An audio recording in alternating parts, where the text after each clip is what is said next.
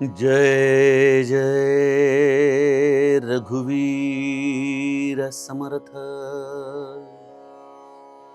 गुरु पाहता पाहता लक्ष कोटी, बहुसाल मंत्रावळी शक्ती मोठी।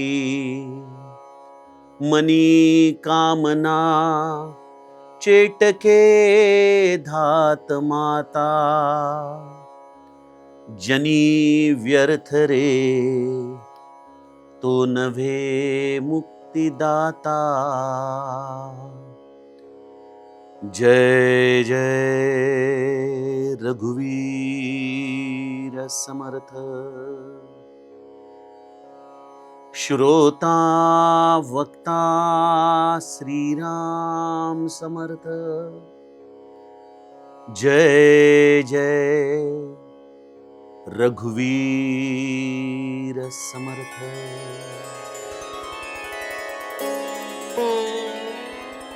श्रीराम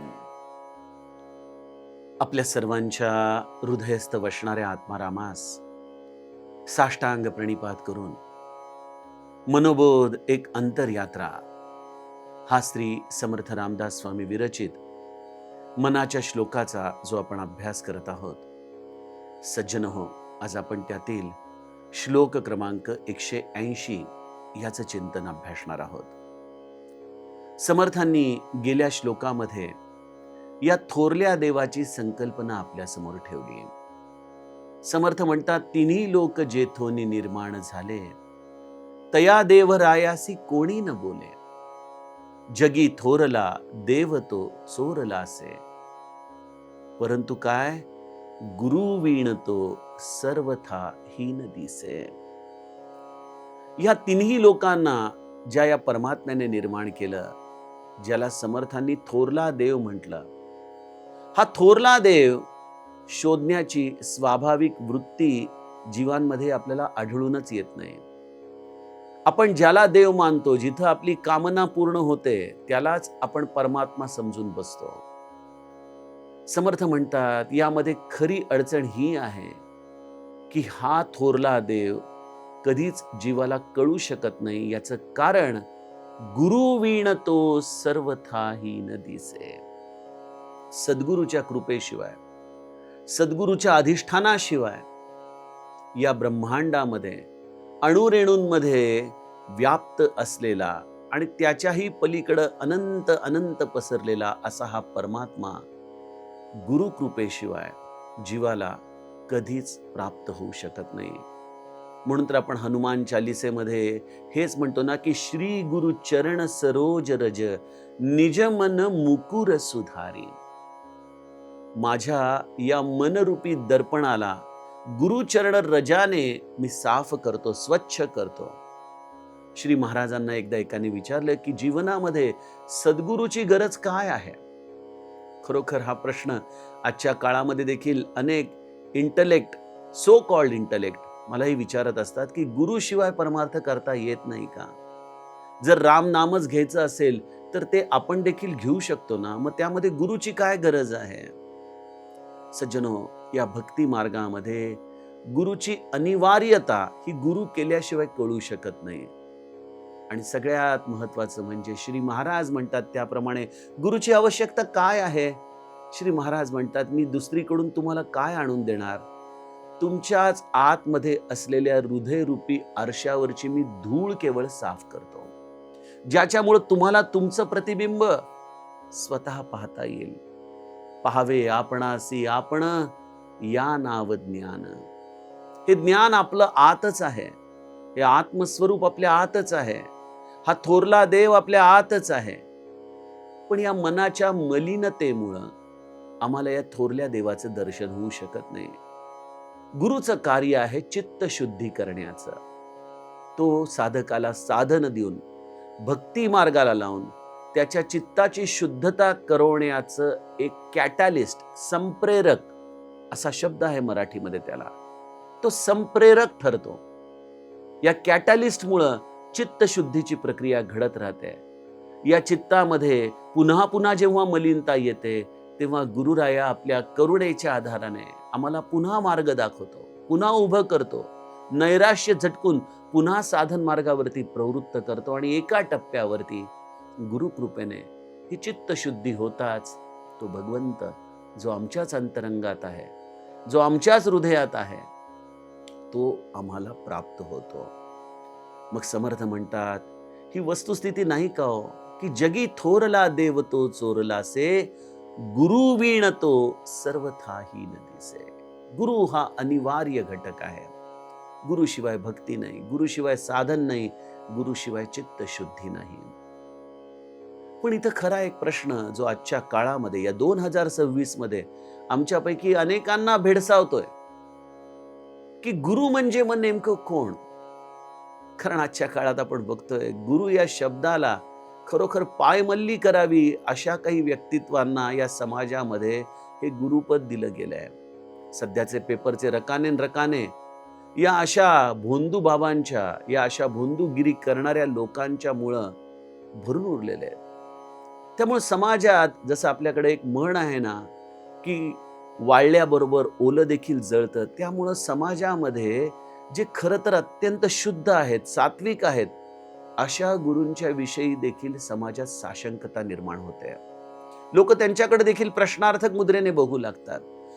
यामध्ये खरं तर गुरु तत्वाला आपण दोष देण्यापेक्षा एखाद्या साधकाने आपला गुरु नेमका कसा निवडावा यावरती देखील थोडासा विचार केला पाहिजे. बघा, आपल्याकडे मंदिरामध्ये आपण छान प्रदक्षिणा करतो देवाला. मला असं वाटतं की भगवंत देखील बऱ्याचदा म्हणतो की बाबांनो, मला सगळ्या बाजूनी एकदा नीट बघून घ्या, माझं अवलोकन करा, नीट तपासून घ्या, पारखून घ्या. आपल्याकडे कसं आहे माहिती का, एखाद्याला गुरुत्व द्यायला देखील आम्ही कधी वेळ लावत नाही, त्याला नीट तपासून घेत नाही. आणि त्याला एकदा गुरुत्व दिलं आणि जर थोडं जरी मनाविरुद्ध काही झालं, थोडी जरी साशंकता आली, की आपण लगेच त्या माणसाला गुरुपदावरून ओढायला देखील तयार होतो. जरी जीवनामध्ये आपला गुरु हा आपल्या पूर्वसंचिताने येतो, हे जरी खरं असलं तरी सज्जनो, आज या सो कॉल्ड विज्ञानवादी जगामध्ये अंधश्रद्धा देखील तेवढ्याच प्रमाणामध्ये आपल्याला चाललेली दिसते. ज्यांचे पगार लक्षावधी रुपये आहेत, ज्यांच्याकडे मोठ्या मोठ्या डिग्र्या आहेत, पोस्ट ग्रॅज्युएशन आहेत, ते देखील कुठल्या ना कुठल्या तरी भोंदू बाबाच्या नादी लागलेले आपल्याला दिसतातच ना. मग अशा एखाद्या भोंदूगिरी करणाऱ्या व्यक्तीच्या नादी लागून हा परमात्मा आम्हाला कळू शकेल का? हे मुख्य तत्व आम्हाला कळू शकेल का? सज्जनो, मला कालच कोणीतरी प्रश्न असा विचारत होता की अशी लोक समाजामध्ये कशी निर्माण होतात. मी त्यांना सहज म्हटलं की जशी मागणी तसा पुरवठा असतो. आजच्या काळामध्ये हा परमात्माच लोकांना नकोय. कोणाला पाहिजे तो थोरला देव. प्रत्येकाला तर शॉर्टकट मधून काही ना काहीतरी प्राप्त करायचंय. बऱ्याच लोकांची कुठली तरी अडली नडलेली कामं त्यांना मार्गी लावायची आहेत. कित्येकांना अनितीने मिळवलेला पैसा हा स्वच्छ करून घ्यायचा आहे. कोणाला कुठल्या तरी पोलीस केसचा ससेमरा मागचा सोडवायचा आहे. हे अशा पद्धतीची लोक समाजामध्ये विपुल प्रमाणामध्ये असल्यामुळं, अशी मागणी असल्यामुळं, अशाच मागणींची पूर्तता करणारे भोंदू लोक समाजामध्ये आज गुरुपदावरती आरूढ झालेले दिसतात. अशाच लोकांच्याकडे असा लक्षावधी रुपयाचा पैसा येत राहतो. समर्थ त्यामुळे म्हणतात की ज्याच्यापासून परमात्मा प्राप्त होतो, ज्याच्यापासून थोरला देव प्राप्त होतो, तो गुरु कोणी वेगळाच असतो. असा गुरु जगामध्ये शोधायला गेलं तर लवकर सापडत नाही बरं. गुरु पाहता पाहता लक्ष कोटी. या जगामध्ये प्रत्येकाला गुरु बनण्याची खऱ्या अर्थाने फार मोठी घाई लागलेली आहे. पण आपला गुरु शोधण्यासाठी जीवाला जी प्रतीक्षा पाहिजे ती त्यांच्याकडे नाही. बघा, श्री ब्रह्मचैतन्य महाराज गोंदवलेकर वयाच्या 12व्या वर्षी गुरु शोधार्थ घरातून बाहेर पडले. त्यांना एकाहून एक दिव्य विभूती या त्यांच्या शोध मोहिमेमध्ये दर्शनार्थ या रूपाने प्राप्त झाल्या. प्रत्येकाच्या चरणी श्री महाराज नतमस्तक झाले. त्यामध्ये अक्कलकोट स्वामी असोत, कलकत्त्याचे रामकृष्ण परमहंस असोत, अनेक सिद्धींनी युक्त असलेले मोठे मोठे संत असोत, वाराणसीचे तैलंग स्वामी असोत, नैमिषारण्यामध्ये सप्तर्षी ज्या गुहेमध्ये तपश्चर्या करत होते, असे सप्तर्षी त्यांना प्राप्त होत. न जाणे किती मोठ्या मोठ्या विभूतींनी श्री महाराजांना दर्शन दिलं. यापैकी कोणीही श्री महाराजांना सहज आपला शिष्य बनवून घेऊ शकलं असतं, पण प्रत्येकाने श्री महाराजांना पुढची दिशा दाखवली. त्यांना त्यांचा गुरु कुठं आहे अशा दिशेने निर्देशन त्यांनी केलं. सज्जनो, श्री महाराजांच्या या गुरु शोधातून आपण हे समजून घेतलं पाहिजे की ज्याला खरंच तो राम हवाय, ज्याला तो परमात्मा हवाय, त्याचा सद्गुरू त्याची वाट पाहत असतो. ज्याला विषय हवाय, त्या विषयाची पूर्तता करणारे जगामध्ये तर लक्षावधी गुरु आहे. काय असतं अशा या तथाकथित गुरूंच्याकडं? समर्थ म्हणतात, बहुसाल मंत्रावळी शक्ती मोठी. अनेक प्रकारचे त्यांच्याकडे मंत्र असतात. ते मंत्र काही प्रमाणामध्ये तुमचं कार्य पूर्ण करण्यासाठी सामर्थ्य देखील तुम्हाला देतात. बहुसाल मंत्रावळी शक्ती मोठी. या अशा मंत्रांच्या आधाराने मनुष्याला त्याच्या अडल्या नडलेल्या कामामध्ये दिशा देखील मिळू शकते. आपण बघतो ना, आजच्या काळामध्ये काळी जादू नावाचा प्रकार आहे. अनेक प्रकारचे मंत्रतंत्र केले जातात. काही हठयोगी लोक अनेक वेळेला रात्र रात्र जागून एखादा मंत्र सिद्ध करत असतात. या सगळ्या गोष्टींच्या आधाराने तुम्हाला सामर्थ्य तर प्राप्त होईल, पण ते सामर्थ्य जसं मी तुम्हाला त्या बेडकीच्या आईच्या पोटाची कथा सांगतो त्याप्रमाणे आहे. जो अनंत कोटी पसरलेला परमात्मा आहे तो त्यापेक्षा फार मोठा आहे. या छोट्या छोट्या सामर्थ्यांनी छोटे छोटे प्रश्न सोडवण्याची कदाचित शक्ती तुम्हाला प्राप्त होईल, परंतु तो परमात्मा प्राप्त करून घेण्यासाठी जी चित्ताची शुद्धता हवी ती मात्र तुम्हाला कधीच प्राप्त होणार नाही. बघा, असे विषयी माणसं श्री महाराजांच्याकडे देखील यायचे. महाराज एकदा गिरनारच्या जंगलातून जात असताना दोन भिल्ल त्यांच्या मागे लागले. त्यांना असं वाटलं की या महात्म्याकडं नेमका कुठला तरी असा मंत्र आहे की ज्याच्यामुळं आपल्याला फार मोठा लाभ होऊ शकेल. म्हणून हे दोन भिल्ल महाराजांच्या मागं चालत चालत निघालेले आणि म्हणतात, तुझ्याकडे कुठला मंत्र आहे तो गपचूप आम्हाला सांग. महाराज म्हणाले, अरे माझ्याकडे कुठला मंत्र आहे? मी एक साधं राम नाम घेणारा त्याचा दीन दास, मी राम नामच घेतो. माझ्याकडे ते म्हणे लोकांना सांगण्यासाठी नाही, तुझ्याकडे कुठला तरी गुप्त मंत्र आहे, तो गुप्त मंत्र आम्हाला सांग. महाराज म्हणाले, हो माझ्याकडे खरंच रामनामाच्या पलीकडे काही नाही. एका टप्प्यावरती अबूच्या पहाडाजवळ ते त्यांना म्हणाले की आता बऱ्या बोलाने तो मंत्र आम्हाला सांगतोस का आम्ही तुला नागपाशामध्ये बांधून टाकू.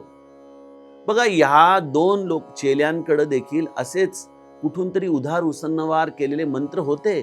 बहुसाल मंत्रावळी शक्ती मोठी. नाग निर्माण केले त्यांनी मंत्रातून, आणि या मंत्रातून निर्माण झालेल्या नागांना श्री महाराजांवरती सोडलं. त्यांच्याकडे देखील मोठं सामर्थ्य होतं. त्यांनी आपल्या अशा काही मंत्रांच्या आधाराने अनेक नाग निर्माण केले आणि श्री महाराजांना नागपाशामध्ये बांधून टाकलं. बघा, माझा रामराया देखील मेघनाथाच्या नागपाशामध्ये बांधला गेला होता की नाही? तो प्रत्यक्ष परमात्मा होता, तरी देखील लंकेच्या रणांगणामध्ये या मेघनाथाने नागपाश टाकून रामाला बांधलं. त्याच रामाचा हा दास. या अशा बहुसाल मंत्रावळी शक्ती मोठी. मनी कामना चेटके धात माता. अशी ही मनामध्ये कामना घेतलेले हे दोन भिल्लांनी श्री महाराजांना नागपाशात बांधलं. महाराज स्वस्थ बसून राहिले. हा प्रत्यक्ष शंकर, त्याला या सर्पांची काय भीती वाटणार? या दोन भिल्लांना वाटू लागलं की आता महाराज नक्की या सर्पांनी करकचून बांधल्यामुळं गुदमरून मरणार किंवा आपल्याला मंत्र सांगणार. परंतु 3 दिवस झाले श्री महाराज स्वस्थपणे डोळे मिटून बसलेले, आणि 3 दिवसानंतर मग महाराज उठले.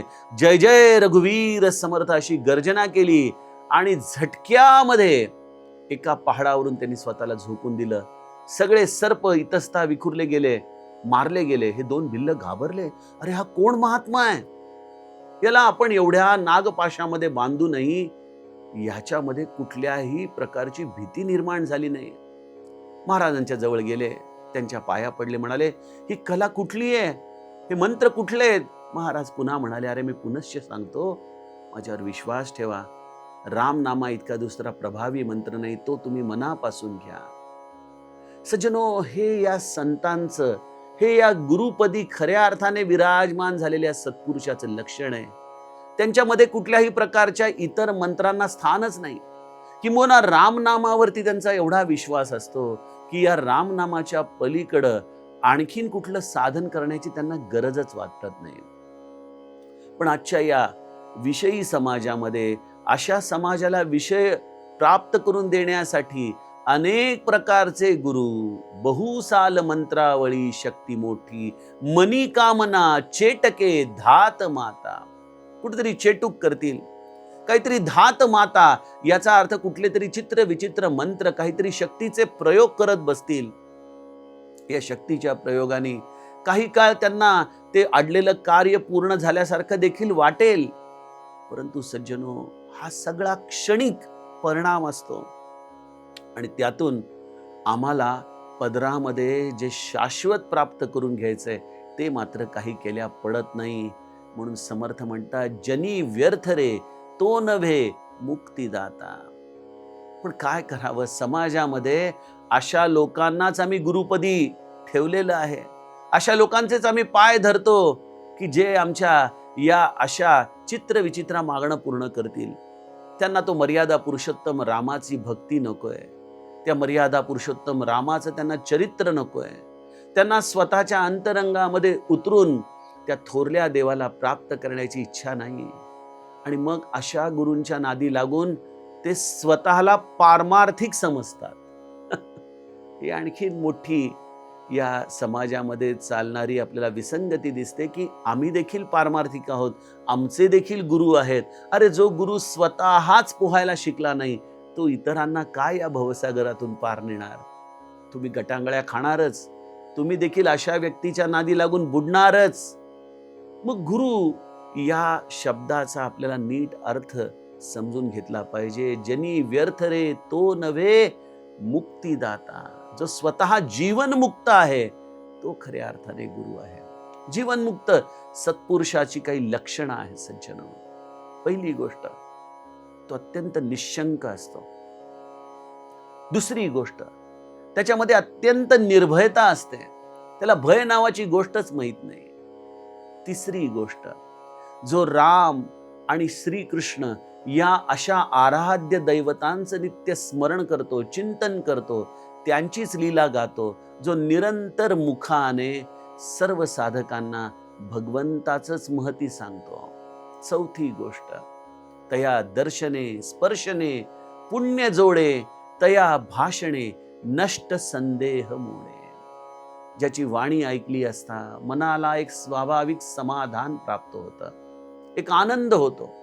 प्रश्न सुटतील न सुटतील माहित नाही, पण त्यांचा एक आधार आपल्याला वाटतो.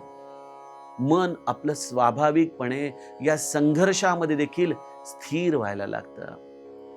असा हा सद्गुरू हा काही वेगळाच असतो, काही विलक्षणच असतो. तो कधी तुम्हाला अशी चेटकी, धातमाता, बहुसाल मंत्रावळी असं काहीही सांगणार नाही. तो साधं सोपं भगवंताचं नाम देईल आणि त्या नामाने तो तुम्हाला मुक्तीचा मार्ग दाखवेल. तो स्वतः जीवनमुक्त असल्यामुळं अशा जीवनमुक्त सत्पुरुषाच्या हातामध्ये आपण हात दिला असता आम्हाला देखील मुक्तीचे दरवाजे उघडल्यासारखे वाटतात. एक बोजा आपल्यावरचा हा भ्रमाच्या आधाराने जो आम्ही धारण केलेला आहे तो अशा सत्पुरुषाच्या चरणी बसल्यानंतर स्वाभाविकपणे आमच्या अंतरंगामधून कुठेतरी आम्ही ठेवल्यासारखा वाटतो. मन स्वाभाविकपणे शांत होतं, आनंदित होतं, समाधान स्वरूप होतं. आणि हो, त्या अशा सद्गुरूच्याकडे गेल्यानंतर प्रश्न देखील विचारायची इच्छा निर्माण होत नाही. जिथं संसारच विसरला जातो असं हे या सद्गुरूचं स्थान असतं. ते अत्यंत विरळ आहे, दुर्मिळ आहे. जसं आजच्या काळामध्ये या भेसळीच्या जमान्यात कुठलीच गोष्ट शुद्ध स्वरूपामध्ये मिळू शकत नाही, त्याचप्रमाणे परमार्थामध्ये देखील ही सरमिसळ झालेली आहे. गुरु या शब्दामध्ये नको त्या प्रवृत्तींचा शिरकाव झालाय आणि त्यामुळं शुद्ध सत्व असलेला सद्गुरू हा आपण शोधून आपल्याला प्राप्त होणं हे तसं अत्यंतिक दुर्मिळ आहे. कोणाला सद्गुरू म्हणू नये याची काही लक्षणं समर्थ आम्हाला सांगत आहेत. त्याचं चिंतन आपण उद्याच्या सत्रामध्ये करूयात. जानकी जीवन स्मरण. जय जय राम.